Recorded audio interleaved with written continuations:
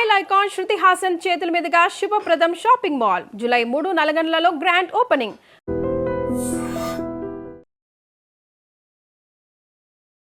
నమస్కారం, welcome to iDream. Dharma Margam with Vijitha కార్యక్రమానికి స్వాగతం.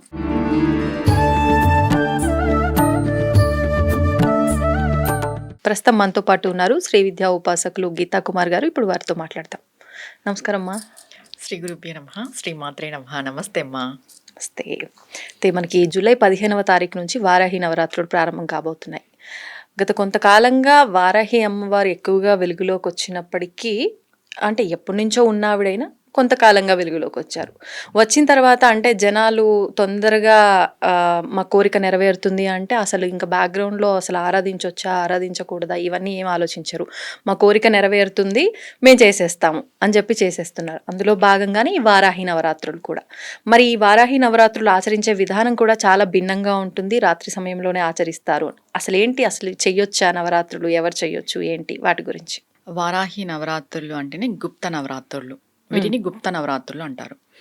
మనకి సంవత్సరానికి 4 నవరాత్రులు ఉన్నాయి. దానిలో 2 నవరాత్రులు గుప్త నవరాత్రులు. ఒకటి వారాహి నవరాత్రులు, తర్వాత శ్యామలాదేవి నవరాత్రులు. ఈ దేవీ దేవతలను మాత్రమే ఎందుకు గుప్త నవరాత్రులు అన్నారు అనంటే, మనం ఏది చేసినా కూడా గుప్తంగా చేసుకోవాలా అంటే సాధనా పరంగా ఏం చేసినా కూడా గుప్తంగా చేసుకోవాలి. ఎక్కువ హడావిడి ఉండకూడదు. మామూలుగా చైత్ర నవరాత్రులు, దసరా నవరాత్రులు మనం బాగా హడావిడిగా ఉత్సవంగా ఘనంగా చేసుకుంటాం. వీటికి అలా ఉండదు, హడావిడి ఉండదు, గుప్తంగా చేసుకోవాలి. కానీ ఇప్పుడు మనం ఏం చేస్తున్నాం, హడావిడి ఎక్కువ చేస్తున్నాం. ఇంకొక విషయం ఏంటంటే, వారాహి దేవత అంటేనే శక్తి దేవత, తీవ్ర దేవత, దృఢమైన దేవత, బలమైన దేవత అనే విషయం అందరికీ తెలిసిన విషయమే. ఆమె దండనాథ అంటే లలిత అమ్మవారికి దండనాథగా, అంటే బండాసురుని యొక్క పుత్రులను వధించడానికి ఆమె ఉత్పత్తి అయింది. ఓకే. ఇప్పుడు ఈవిడని ఎవరు ఉపాసన చేయాలి, ఎవరు పూజించాలి? ఇప్పుడు ఈవిడ ఉగ్రదేవతని, తీవ్ర దేవత. అంటే శ్యామల అమ్మవారు మంత్రిని దేవత. ఆవిడని సాత్విక రూపము ఉంది, తర్వాత రాజసిక రూపము ఉంది అనమాట. అంటే మాతాంగి వచ్చేసి కొంచెం రాజసికము, శ్యామల అమ్మవారు వచ్చేసి సాత్వికము.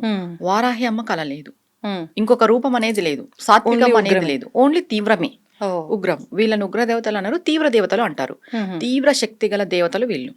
ఇప్పుడు ఇలాంటి అమ్మవారిని మనం ఏ విధంగా ఆచరించాలి, అసలు మనం తెలుసుకోవాలి, మనకు ఆచరించేంత అర్హత ఉందా లేదా అని. కానీ ఇక్కడ ఏమైపోతుందంటే, అందరికీ అమ్మగా మనకు కనికరిస్తుంది, అమ్మగానే చూస్తుంది. కరెక్టే, అమ్మనే, ఎవ్వరూ లేదని చెప్పలేదు. కానీ నీకు అర్హత ఉందా? ఇప్పుడు లలితమ్మ వారి శక్తి ఒక శక్తి, ఆవిడ సాత్విక శక్తి. వారాహి అమ్మవారి శక్తి తీవ్ర శక్తి. నువ్వు లలిత అమ్మవారి శక్తిని భరించగలవు, కానీ వారాహి అమ్మవారి శక్తిని నువ్వు భరించగలవా? ఇంకొకటి ఏంటంటే, అనుష్ఠాన పరులు లేదా ఉపదేశం ఉన్న వాళ్ళు సాధకులు లాగా చేస్తున్నారు గృహస్థులు కూడా. ఇది తప్పు. నేను పూజించవద్దు అని చెప్పట్లేదు. గృహస్థులకు ఒక నియమాలు ఉంటాయి, ఉపాసన పరులకు ఒక నియమాలు ఉంటాయి. వారాహి అమ్మవారిని పూజించాలి అంటే ఇప్పుడు గృహస్థులు ఏ విధంగా పూజించాలి? ఇప్పుడు దీక్షగా చేసేవాళ్ళు 9 రోజులు ఉపాసన పరులు దీక్షగానే చేస్తారు, గృహస్థులు కూడా దీక్షగా చేసుకోవచ్చు. దీక్షా నియమాలు ఏంటంటే, మాంసాహారం తినకూడదు, బ్రహ్మచర్యం పాటించాలి, భూషయనం చేయాలి, ఏకభుక్తం ఉండాలి. ఇది ఖచ్చితంగా. ఓకే. ఇప్పుడు ఫస్ట్ గృహస్థులే చెప్దాం. మీరు అమ్మవారి ఫోటోని పెట్టుకొని అమ్మవారికి ఎర్రటి పుష్పాలతో, ఎర్రటి అక్షంతులతో పూజ చేసుకోవడము, ప్రాణప్రతిష్ఠ చేసుకోవడము. ఇంకొకటి ఏంటి, అమ్మవారి యొక్క 12 నామాలు చదువుకోవడం, అష్టోత్తరం చదువుకోవడం, అమ్మవారికి పానకము, వడపప్పు నైవేద్యం పెట్టడం. అంతే. ఇది గృహస్థులు ఆచరించాల్సింది. నీకు ఉపాసన ఉండి, నీకు గురువు ఉండి, నీకు అమ్మవారి యొక్క మంత్రోపదేశాలు ఉండి, ఇవన్నీ ఉన్న వాళ్ళు ఏం చేస్తారంటే అమ్మవారిని తీవ్రంగా సాధన చేస్తారు. అంటే రాత్రి పూట. గృహస్థులు ఎప్పుడు చేయాలి? 6 నుండి 7 లోపు పూజ చేసేసుకోవాలి, 9 లోపు. గృహస్థులకి 9 పైన చేసే అర్హత లేదు. రాత్రిపూట పూజలు చేయకూడదు గృహస్థులు. కేవలం సాధకులు, ఉపాసకురాళ్ళు, ఉపాసకుడు మాత్రమే 9 పైన రాత్రిపూట తీవ్రంగా సాధన అనేది చేయబడుతుంది. ఇంకొకటి ఏంటంటే, ఇక్కడ అమ్మవారి మూల మంత్రాలని ఏ గురువు ఉపదేశం లేకోకున్నట్టు చదివేస్తారు ఈ నవరాత్రుల్లో. మనకి ఒక అలవాటు ఏంటంటే మంత్రాలు చదివేటప్పుడు దానిలో బీజాక్షరాలు ఉండాలనుకుంటాము. మనకి ఓం ఫట్ స్వాహాలు ఉండాలా, వషట్లు ఉండాలా, అంటే అట్లా ఉంటేనే ఏదో నన్ను అమ్మవారు కరుణిస్తుంది అనే ఒక దాంట్లో ఉన్నారు వీళ్ళు. అలా ఉంటేనే. కానీ నువ్వు ఒక గృహస్థుడు గృహిణి అనే విషయం మర్చిపోతున్నావు. నీకు గురువు లేరు, నీకు ఉపదేశం లేరు. నువ్వు అలాంటి తీవ్రమైన మంత్రాలను చదవడం ద్వారా నీకు అంత శక్తి లేదు, ఆ మంత్రాలను తట్టుకునే శక్తి నీకు లేదు. అలాంటప్పుడు చదవడం ఎందుకు? చదివి నీకు ఏదో జరిగి దాన్ని అమ్మవారి పైన నిందేసి అవసరం లేదు. గృహస్థులు 12 నామాలు చేసుకుంటే సరిపోద్ది. మంత్రోపదేశం లేని వాళ్ళు, గురువు లేని వాళ్ళు తీవ్రమైన సాధనలకి వెళ్ళవద్దు. రాత్రిపూట సాధన అసలే చెయ్యవద్దు. 9 లోపు చేసుకోండి. ఇప్పుడు మంత్రోపదేశం ఉన్న వాళ్ళ వరకు వస్తాం. అనుష్ఠానం ఉన్న వాళ్ళు మంత్రోపదేశం ఉన్న వాళ్ళు వాళ్ళకి వాళ్ళ గురువు చెప్తారు. ఇప్పుడు వారాహి నవరాత్రులు వస్తున్నాయి, మీరు ఇది చేసుకోండి, ఈ విధంగా చేసుకోండి. మీ గురువు మీకు ఏ విధంగా అయితే చెప్తారో ఆ విధంగా చేసుకోవచ్చు, తప్పులేదు. ఒకవేళ మాకి మంత్రోపదేశం ఉంటుంది, గురువు అందుబాటులో ఉండరు కొంతమందికి. ఇలాంటి వాళ్ళు ఏం చేయాలి అంటే అమ్మవారికి డైలీ కుంకుమార్చన, అమ్మవారికి డైలీ ఆవరణ పూజలు, అమ్మవారి యొక్క మూల మంత్రాలు వీళ్ళకి పఠించేంత అర్హత ఉంటుంది. ఎందుకంటే ఆల్రెడీ మంత్రోపదేశం ఉంటుంది కాబట్టి అమ్మవారి యొక్క మూల మంత్రాన్ని వీళ్ళు పఠించవచ్చు. వీళ్ళు ఏ సమయంలో చేసుకోవాలి అంటే 3 సంధ్యలు చెయ్యొచ్చు ఉపాసకులు. ఇప్పుడు గృహస్థులు 2 సంధ్యలు చేసుకోవచ్చు, ఉదయము సాయంత్రము. ఈ ఉపాసన పరులు, అనుష్ఠాన పరులు 3 సంధ్యలు చేయొచ్చు, ఉదయము, మధ్యాహ్నము, రాత్రి, సాయంత్రము. ఇంకా కొంతమంది 4 సార్లు కూడా చేస్తారు, ఉదయము, మధ్యాహ్నము, సాయంత్రం, రాత్రి కూడా కూర్చుంటారు. లేదమ్మా మేము ఇన్ని సార్లు చేయలేము అని అంటే అనుష్ఠానం ఉన్న వాళ్ళు ఖచ్చితంగా నైట్ చేయాలి. నైట్ అనేది సాధన చేయాలి కంపల్సరీ. ఒక్కసారి చేసినా కూడా వీళ్ళు 9 పైన చేసుకోవచ్చు. 9 నుండి వీళ్ళు రాత్రంతా చేసినా వీళ్ళకి ఏం ప్రాబ్లం లేదు. ఎందుకు అమ్మవారిని రాత్రిపూట చేయాలి అని చెప్పారు అంటే గుప్తము అన్నాం ఇక్కడ. ఇక్కడ ఆల్రెడీ గుప్తము అన్నప్పుడు అందరూ తిరిగేటప్పుడు, అందరూ లేచినప్పుడు, అందరూ మాట్లాడేటప్పుడు ఇంట్లో డిస్టర్బెన్స్ చేయకూడదు. ఇది గుప్తం అనేది ఎవరికి వర్తిస్తుంది? అనుష్ఠాన పరులకు వర్తిస్తుంది. అనుష్ఠానీలు వీళ్ళు గుప్తంగా 9 పైన అసలు చెయ్యకూడదు. మామూలుగా మీకు గురువు లేడు అని అంటే, ఉపదేశం లేదు అంటే 9 పైన చేసే అర్హత లేదు నార్మల్ గా ఉన్న వాళ్ళకి. ఇప్పుడు వీళ్ళు నార్మల్ గా చేసే వాళ్ళు కూడా మేము ఇలా వారాహి అమ్మవారి ఆరాధన చేస్తున్నాం నవరాత్రుల్లో అని చెప్పి చేయకూడదు అని అన్నారు. అది అవును వాస్తవమా? ఇప్పుడు నార్మల్ గృహస్థులు ఉంటారు, వాళ్ళు 6 నుండి 9 లోపే చేసుకోవాలి. 9 పైన ఇప్పుడు అర్ధరాత్రి చదవండి మంత్రాలు, అర్ధరాత్రి పూజలు చేయండి. నార్మల్ గృహస్థులు మంత్రోపదేశం లేని వాళ్ళు, గురువు లేని వాళ్ళు చెయ్యకూడదు. ఎందుకంటే తీవ్ర దేవత ఆరాధన అనేది ఒక గురువు ఆధ్వర్యంలో చెయ్యాలి, గురువు ఉండాలి. ఒకవేళ మీకు అమ్మవారి ఒక మంత్రోపదేశం ఉండి గురువు లేకపోయినా పర్వాలేదు, చేసుకోవచ్చు. ఏ మంత్రోపదేశం లేదు, ఏ గురువు లేదు అన్నప్పుడు నైట్ టైం చేయకూడదు. ఎందుకంటే ఈవిడ తీవ్ర దేవత.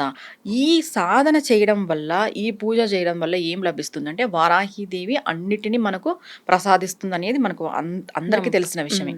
ఏంటి అని అంటే మనకు కోర్టు వివాదాలు ఉన్నా తొలగిపోతాయి, భూమి సమస్యలు ఉన్నా తొలగిపోతాయి. తర్వాత అమ్మవారు వచ్చేసి ధనధాన్యానికి సంకేతము. ఆమె నాగలి రోకలి చేతిలో పట్టుకొని ఉంటుంది కాబట్టి మనకు ధనము ధాన్యము అన్నీ లభిస్తాయి. ధాన్యం ఉంటే ఆటోమేటిక్గా ధనం అనేది వస్తుంది, అన్నీ లభిస్తాయని చెప్తారు. ఆరోగ్యము లభిస్తుంది. అమ్మవారి యొక్క తీవ్ర శక్తి వల్ల మనకు శత్రు నాశనం అనేది కలుగుతుంది. మనకి ఎవరైనా తెలిసి కానీ తెలియక కానీ శత్రువులు ఉంటారు కదా, వాళ్ళ యొక్క నాశనం అంటే అమ్మవారు వాళ్ళని నాశనం చేస్తుందని కాదు దీనికి అర్థం. నీకు ఎవరైనా శత్రువు ఉంటే వాళ్ళని మారుస్తుంది, వాళ్ళ మనస్సును మారుస్తుంది. అంతేగాని వాళ్ళని ఏదో వెళ్ళి చంపేస్తుంది, వాళ్ళని నాశనం చేస్తుంది, వాళ్ళ జీవితాలు నాశనం చేస్తుంది, అమ్మవారిని మేము ప్రయోగిస్తాం, ఇవన్నీ లేదు. ఇది అసలు ఇది మాట్లాడకూడదు కూడా. ఎంతున్నా అవతల వాళ్ళని మారుస్తుంది అమ్మవారు. ఆ మార్చే క్రమంలో వాళ్ళకి కొంచెం ఇబ్బంది అనేది కలుగుతుంది. ఏదైనా ఒక మనిషిలో ఒక మార్పు వస్తుంది అని అంటే, మార్పు రావాలి అంటే ఒక ఇబ్బంది అనేది వచ్చినప్పుడే మార్పు అనేది వస్తుంది. వారాహి అమ్మవారు అది చేస్తుంది. ఇంకొకటి మన మనస్తే మనకి శత్రువు అని మనం ఎప్పుడు చెప్పుకుంటాం కాబట్టి ముందుగా మన మనస్సులో ఉన్న అపోహలను కానీ, మన మనస్సు వినకపోవడం కానీ, మనం ఏదైనా అధర్మంగా ఉన్నా కూడా అమ్మవారు మనల్ని మారుస్తుంది. ఇంకొకటి అధర్మంగా ఉండి మనం చేయరాని కార్యక్రమంలో అన్ని చేస్తూ కూడా ఈ వారాహి నవరాత్రులు చేస్తే వాళ్ళకి ఖచ్చితంగా అమ్మవారు చూపిస్తుంది. అంటే తిప్పి కొట్టేస్తుంది అంటాం కదా, అట్లా తిప్పి కొట్టేదైతే వాస్తవం. ఎందుకంటే ఈమెకి న్యాయంగా ఉండాలి, అధర్మంగా అసలు ఉండకూడదు. దీక్షలు చేసే వాళ్ళు కూడా చెప్పులు వేసుకోకూడదు, అబద్ధాలు చెప్పకూడదు, ఎవరితోనూ గొడవ పడకూడదు, మాంసాహారం తినకూడదు, బ్రహ్మచర్యం పాటించాలి, భూషయనం చేయాలి, ఏకభుక్తం ఉండాలి. మామూలుగా దీక్షలు చేసే వాళ్ళు ఈ హెయిర్స్ విరబోసుకొని ఉంటారు, లూజ్ హెయిర్. అలా ఆడవాళ్ళు అయితే అట్లా లూజ్ హెయిర్ అసలుకే వేసుకోకూడదు, ఎర్రటి వస్త్రాలను ధరించాలి. ఆవిడకి ఎరుపు ఇష్టం కాబట్టి ఓకే. ఇవన్నీ అంటే నియమాలు ఉంటాయి. నార్మల్ గృహస్థులు కూడా ఇవన్నీ ఆచరించాల్సిందే. గృహస్థులు కూడా ఇవన్నీ ఆచరించాలి. దీక్ష ఓకే. గృహస్థులు కూడా దీక్ష చేస్తారు 9 రోజులు. అవును, అవును. ఆ దీక్ష చేసే వాళ్ళు అంటే పెద్ద పెద్ద మంత్రాలను చేయకోకున్నట్టు అమ్మవారి యొక్క ద్వాదశ నామాలు ఎన్నిసార్లైనా చేసుకోండి. ఓకే. 108 టైమ్స్ చేస్తారా అమ్మవారి యొక్క ద్వాదశ నామాలు 108 టైమ్స్ చేయండి, హ్మ్. ప్రాబ్లం లేదు. పెద్ద పెద్ద మంత్ర అంటే అమ్మవారి యొక్క మూల మంత్రాలకి బీజాక్షరాల మంత్రాల జోలికి వెళ్ళొద్దు గృహస్థులు. మీకు మంత్రోపదేశం ఉండి గురువు ఉండి అలాంటి వాళ్ళు ఈ మూల మంత్రాలు ఈ బీజాక్షరాలతో కూడిన మంత్రాలను చదువుతూ అమ్మవారిని ఏ తీవ్ర విధంగా అయినా కూడా మనం సాధన చేయొచ్చు. ఒక అమ్మవారికి మనం సాధన చేయాలి అంటే సాత్విక సాధన ఎలా ఉంటుందో తీవ్ర సాధన కూడా అలానే ఉంటుంది. అది కేవలం సాధకులు మాత్రమే చేయాలి అని చెప్తున్నాను. ఇప్పుడు ఎవరో నీ పక్కింటి వాళ్ళు ఎదురింటి వాళ్ళు కొంచెం తీవ్రంగా సాధన చేశారు, నువ్వు కూడా అది చేయాలనుకోవడం పొరపాటు అవుతుంది. ఇంకొకటి ఇది చాలా గుప్త నవరాత్రులు కాబట్టి చాలా ప్రీషియస్ డేస్ అంటాం మనం వీటిని. వీటిలో ప్రకృతిలో ఎక్కువ శక్తి దాగుంటది ఈ నవరాత్రి టైంలో. మీరు ఈ అలంకరణలు ఆర్భాటాలకు పోకోకున్నట్టు అంటే మనం చూస్తున్నాం ఈ సోషల్ మీడియా వచ్చినప్పటి నుండి విపరీతమైన అలంకరణలు ఇదే ఉంటుంది, హడావిడి. ఒక మంత్రం రాదు, ఒక స్తోత్రం రాదు, ఒక స్తోత్రం చేయరు, ఏమి చేయకపోయినా కూడా ఈ అలంకరణల బేస్ పైనే మనం సోషల్ మీడియా అంతా నడుస్తుంది. అలా కాకోకున్నట్టు దీన్ని పక్కన పెట్టేసి ఇవి గుప్తంగా చేసుకునే కాబట్టి సాధన పెంచండి. ఇప్పుడు గృహస్థులు అయితే ఇదే ద్వాదశ నామాలని ఎక్కువ సార్లు చేసుకోండి. ఈ ఉపాసకులు సాధన పరులు అయితే మీకు గురువిచ్చిన మంత్రాన్ని చేసుకుంటూ ప్లస్ అమ్మవారి యొక్క మూల మంత్రాలను కూడా ఎక్కువ సార్లు చేసుకోవడం ద్వారా మనకి ఎక్కువ ఫలితము ఉంటుంది. మనం శక్తిని పెంపొందించుకోగలం. అంటే ప్రకృతి నుండి మనకి శక్తి వస్తుంది, అమ్మవారి నుండి మనకి శక్తి వస్తుంది, ఆ మూల మంత్రాలను చదవడం వల్ల మనకు శక్తి లభిస్తుంది. ఇంకొకటి అమ్మవారి యొక్క అనుగ్రహం శీఘ్రంగా అనుభవిస్తాం. ఎందుకంటే ఇవి చాలా చాలా ముఖ్యమైన రోజులు. మనకి సంవత్సరంలో 4 నవరాత్రులు ఉంటే 3 నెలలకు ఒక నవరాత్రి ఎందుకు వస్తుంది అంటే మనల్ని మనం ప్రిపేర్ చేసుకోవడానికి, మనల్ని మనం రెడీ చేసుకోవడానికి, మనం అమ్మవారి యొక్క శక్తికి దగ్గర కావడానికి, అమ్మవారి యొక్క శక్తి మనలో ఇన్బిల్ట్ చేసుకోవడానికి ఒక్కొక్క నవరాత్రి అనేది వస్తుంది. శక్తి అంతా ఒక్కటే కానీ పేర్ల ద్వారా పరివర్తనం చెందుతుంది. ఇప్పుడు చైత్ర నవరాత్రుల్లో లలితాదేవిగా మనం పూజిస్తాము. ఇప్పుడు వారాహి శక్తి ఒకటే, ఈమె వారాహిగా పరివర్తనం చెందింది, మళ్ళీ దుర్గంగా పరివర్తనం చెందుతుంది, మరి శ్యామలాగా పరివర్తనం చెందుతుంది. అంటే నేచర్లో అమ్మవారి శక్తి మనకి సంవత్సరానికి 4 ఋతువులు ఎలా వస్తాయో ఈ నవరాత్రులు కూడా అలానే వస్తాయి. మన నేచర్కి మనకి అమ్మవారికి ఎప్పుడు కనెక్టివిటీ ఉంటుంది. మనం వీటిని బాగా ఉపయోగించుకోవాలి. ఇక్కడ పెద్ద పెద్ద నైవేద్యాలు పెట్టే అవసరం లేదు. ఈ నైవేద్యాల విషయంలో చాలా మందికి చాలా డౌట్ ఉంటుంది, అమ్మవారికి ఏం పెట్టాలని. మెయిన్గా పానకము, కందదీపం. మీకు కంద దొరికితే కందదీపం పెట్టుకోండి. దీంట్లో మళ్ళీ 9 రోజులు పెట్టాలా, ఒక రోజు పెట్టాలా అనేది కూడా చాలా డౌట్ ఉంటుంది. ఒక రోజు 9 రోజులు, మీకు ఏ రోజు వీలైతే ఆ రోజు. ఒకవేళ పంచమి రోజు పెట్టుకుంటే చాలా మంచిది. పంచమి 5వ రోజు, పంచమి రోజు కందదీపం పెట్టుకోండి. ప్రతి రోజు కూడా బెల్లం పానకం, వడపప్పు. దీనికి మించి మీరు ఏమైనా పెట్టుకుంటే అది వాళ్ళ ఇష్టం, కానీ అమ్మవారికి పానకమే ప్రధానం పెట్టుకోవాలి. అంటే వారాహి అమ్మవారికి కందదీపం విశేషమా, లేదు అంటే ఏదైనా పరిహారం లాగా? లేదు, అమ్మవారు అంటే అమ్మవారు భూమికి సంబంధించింది కాబట్టి వరాహ రూపము వరాహమూర్తికి సంబంధించింది. ఇంకోటి వారాహిదేవి యొక్క స్వరూపం వచ్చేసి వరాహ అంశ అంటాం. యజ్ఞ వరాహ స్వామి యొక్క శక్తి ఈవిడిలో ఉంటుందన్నమాట. భూవరాహస్వామి మనం అంటాం కాబట్టి. ఎందుకంటే ఈమెకి భూమిలో పండిన, ఇప్పుడు వరాహం అంటే ఏంటి, ఆల్మోస్ట్ అన్ని తింటాదని మనకి జనరల్ గా చూసుకుంటే దుంపలు భూమిలో పండిండేటివి చాలా ఇష్టమా అని చెప్తారు. అలాగే ఈ కంద దీపం కూడా వారాహి అమ్మకి శ్రేష్టమా అని చెప్తారు. అవైలబిలిటీ ఉంటేనే పెట్టండి, లేకపోతే ఏం అవసరం లేదు. నార్మల్ గా మీరు నిత్య దీపారాధన చేసుకొని మనం ఈ 9 రోజులు ఏం చేయాలి, బాగా జపం చేయాలి, బాగా సాధన చేయాలి. గృహస్థులైతే మీరు ఉదయం 6 నుండి సాయంత్రం 9 లోపు మీ సాధన అంతా చేసేసుకోండి. నార్మల్ గృహస్థులు. అనుష్ఠాన పరులు గురువులు ఉండే వాళ్ళైతే 9 పైన రాత్రంతా కూర్చొని చేయండి, నో ప్రాబ్లం. సాధన బాగా చెయ్యాలి, జపం బాగా చేయాలి. ఆ దీపం పెట్టిన కందని కూడా నెక్స్ట్ డే కూరల్లో వేసుకోవచ్చు కదా, అలా వినియోగించవచ్చు. వేసుకోవచ్చు, కూరలు చేసుకొని వేసుకోవచ్చు.